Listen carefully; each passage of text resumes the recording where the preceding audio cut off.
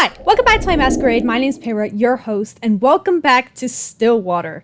I could not stop thinking about this game. I have to know what's going to happen to Henry the Grandfather because, my goodness, is there a lot of sexy men in here, if you know what I mean. And there's also Colby, the little doggy woggy. So cute. Okay, so let's continue. Let's load. This is where we stopped off. Okay, so we were looking at, like, Henry's room so that we could see what we could find, because, you know, we're detectives. That's what we do. It's kind of our job. After searching vigorously through each of the rooms, he knew his findings would eventually lead him here. This is it. Hugo walks toward the nearest lampshade and opens it. Dimly illuminated, he sees the extent of how lavish this part of the house is. From customized drapes to the vintage furniture, everything here excludes that extravagance. But, much like the interior Hugo has seen so far, he finds this one in particular reeks of it. Plastered from wall to wall, a sense of gloom lingers, as if the room itself is moldering, despite its preserved nature. I need to hurry. I don't want to stay here too long. Mortimer Estate, 11:50 p.m. Gosh, it's already been like 4 hours or something, right? They got here like at 7. He searches and searches, still with no sign of anything. Not one thing pertaining to Lewis. Damn it! Nothing? As if he cleared out everything, just blank everywhere. No, it has to be here. I'm just missing something. He ponders again before remembering the letter. It is the only proof Lewis existed so far. I'll try to read it again. Maybe I overlooked it. As he takes the letter out from the envelope, he notices a change within. Bearing no foreboding threat at the bottom of the page, it looks just like a regular letter. What the? If you can't come, then I understand. It's pretty dreary after all. Ah, but if I could ask one last favor of you, could you keep my locket? I know this is selfish of me, but I'd like for you to have it. I'll be happy knowing it's with you. Thank you for everything, Henry. Forever yours, Lewis. This is the same Lewis? I thought he was the cause of all this. I don't understand. What's that? Without warning, the sound of a click can be heard across the bedroom, as if something unlocked itself. Wait, you think I'm Henry? Nah, bruh, I'm Hugo. Hugo turns around and sees at the foot of the bed a chest. Unlike the other furniture, its dark and rustic fixtures have not been maintained well, left to rot on its own. Preparing himself, he opens the chest. Inside, scrambled together, are bunches of notebooks and small trinkets.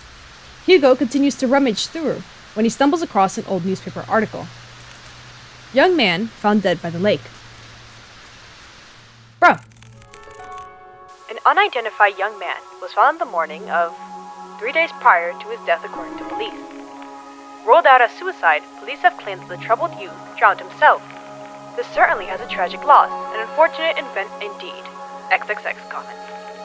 No claim of his body has been made yet. That's obviously Lewis. By the corner of Hugo's eye, he spots a bright glint buried beneath the cutter. He reaches for it. The locket! Oh! Bro, they were totally a thing. You know Henry and Lewis had a thing. A locket of brilliant gold shines unblemished, retaining a timeless luster. Inside it safeguards a picture of a young man with glasses, smiling brightly. This must be the locket he was talking about.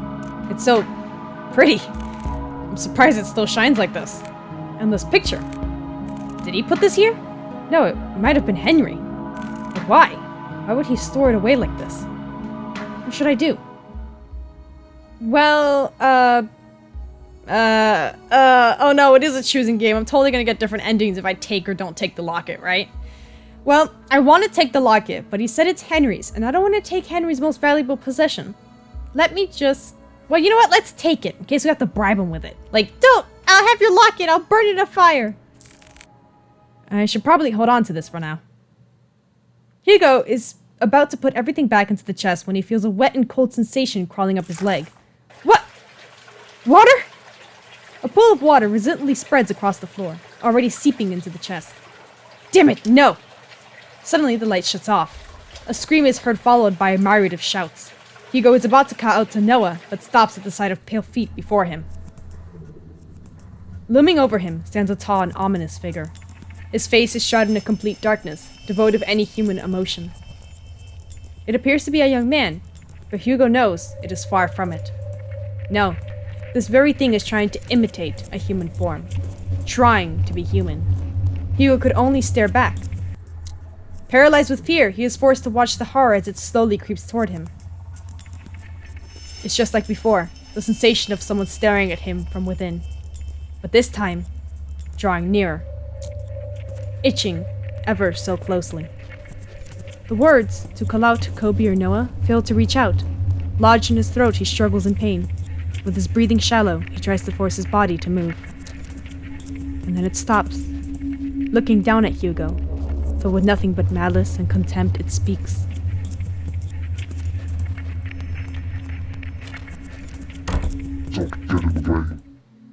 All of a sudden, the door to the bedroom slams shut, and the entity disappears.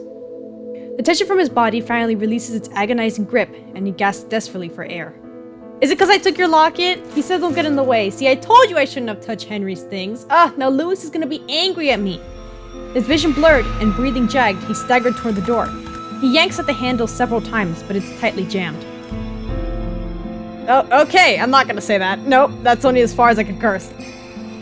Noah! Colby! To his dismay, he's only greeted with silence at the other end of the door. Yeah, you know freaking real estate houses, freaking mansions like that, they have doors that you can't hear anything from the other side of, okay? It's pure tree, baby. Damn it!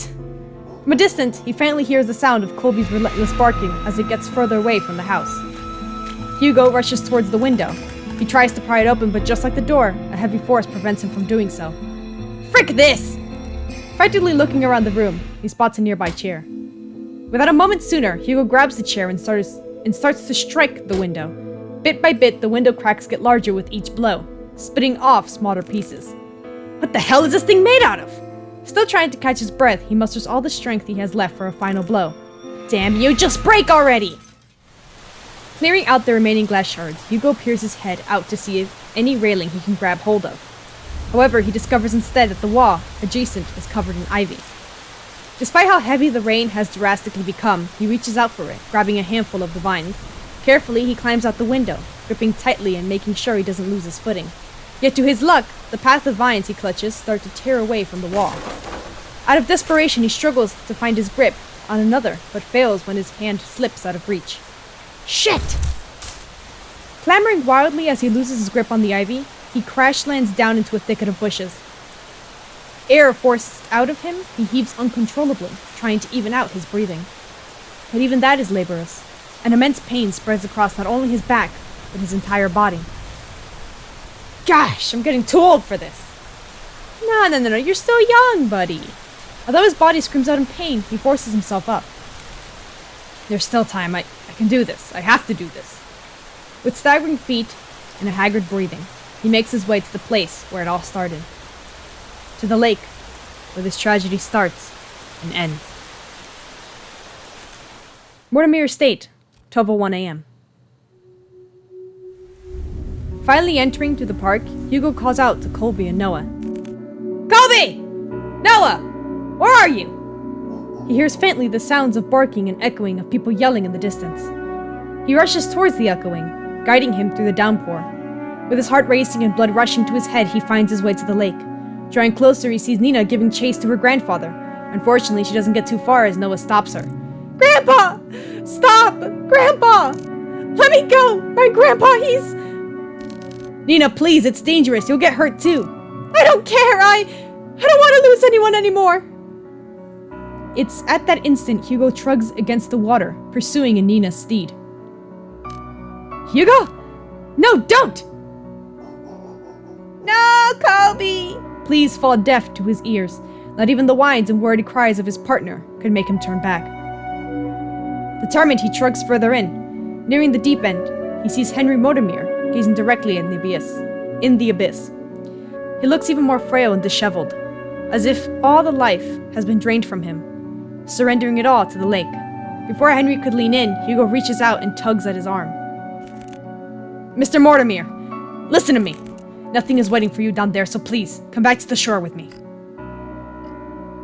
Motionless and unresponsive, he still stares deeply into the water. There are so many things we can't afford to lose in our lives, and you're one of them. To Nina, you're all she has left. She needs you, Mr. Mortimer. Hugo felt it. A slight jolt from Henry's arms, as if stirred by the mention of Nina. Oh, he's such a cutie, though. Oh, I'm telling you, him and the other dude must have had a thing. He slowly turns to face Hugo. Nina? However, just as cruel and violent as the storm, Henry jerks back, wrenching his arm away from Hugo's hold on him. All of this is my fault. If only I got to Lewis sooner, then none of this would have happened. Henry inches closer to the edge. Lewis, I'm sorry. I should have... Should have what? Gone instead? Gone with him? You know that will resolve nothing. Not for you or Lewis. I read what he wrote to you all those years ago. He understood if you didn't want to come see him. But the thing is, Mr. Mortimer, Lewis never thought anything less of you. The locket is proof of that. Lewis's locket. Yes, it's a symbol of his love for you. That's why you don't have to shoulder all that pain by yourself anymore. You can talk about it. About you and Lewis. All of it, together. Hugo extends not only his hand to him, but a promise. A promise that Henry has yearned for so long. A way to forgive himself. He hesitates at first. What fool believes in a deserved forgiveness? Such a thing doesn't exist. And yet, despite everything, Hugo still reaches out to him. To a stranger. Maybe he can be forgiven. Just as he was about to reach out for Hugo, a hand slithers around Henry's instead. No! Its arms unnaturally contort around him, while its head perches on his shoulder. This thing. This Lewis is no longer pretending to be a human. With piercing, cold green eyes, it glares directly at Hugo, mocking him, cursing him, wishing nothing but despair. No! We can be safe. We can be forgiven.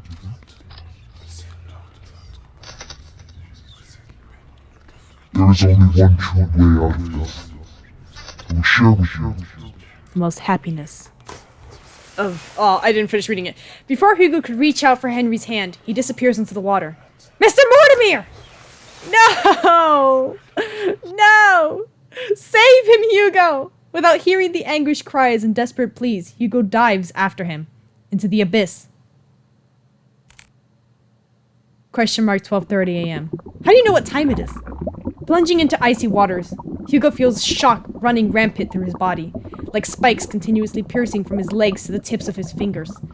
Fiercely and unyielding. His chest tightens and his heart races as he begins to kick his legs, hoping whichever way he goes, he'll find his way to Henry. Swimming deeper and deeper in, he sees faintly a figure slowly descending into the darkness. As he finally gets closer to Henry, long, snake-like arms stretch across the void and grab Hugo's neck, violently squeezing all the air from him. As he tries desperately to wrench his hands away, but with each struggle, Hugo's movements begin to weigh heavier and heavier. Lewis. Where are you, Lewis? It's looking for Lewis? Digging deep into the coat's pocket, he grasps tightly in his hand the locket that Henry kept and had long forgotten. Thank goodness I bring that locket. It's practically saving everyone's lives. It's like, oh yeah, look, I got Mr. Mortimer to snap out of it. Now I'm gonna bribe the demon with it. See, what did I tell you guys? Always bring the things that are most valuable to the demon so that you can bribe them with it. Yeah. Holding it out as it shines ever so brightly in the dark. There you are. It releases its grip on Hugo and instead reaches out for the locket. Taking this as his chance, he drops the chain and kicks with all his might to grab Henry's arm. With his heart burning and his body screaming, he swims desperately to the surface.